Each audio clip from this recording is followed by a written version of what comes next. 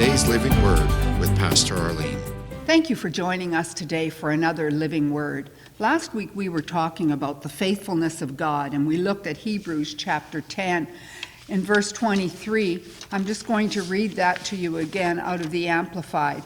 Let all of us come forward and draw near with true, honest, and sincere hearts, in unqualified assurance and absolute conviction, engendered by faith, by that leaning of the entire human personality on God, in absolute trust and confidence in His power, wisdom, and goodness, having our hearts sprinkled and purified from a guilty, evil conscience. That was verse 22. So there we see, because of Jesus, we now have our hearts sprinkled. We're free to come boldly to the throne of grace. 23. So let us seize and hold fast and retain without wavering the hope we have, and confess.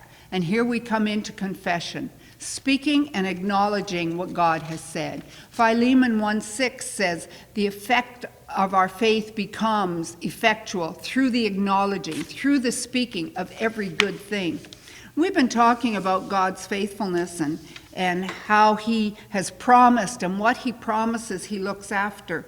And now with Christmas approaching, I want to read Genesis chapter 1, verse 15. And He said, I will put enmity between thee and the woman, and between thy seed and her seed, and he shall bruise thy head, and thou shalt bruise his heel. And actually that's the woman's offspring, and that offspring's name is Jesus. It's this week, in this time of year, we're celebrating the birth of Jesus. And we're celebrating the faithfulness of God to His word. So today rejoice when God says He's faithful. There is no other like Him. He never changes. What He promised at the beginning, He said He would bring it to pass. He has been faithful to bring forth the offspring of the woman, Jesus.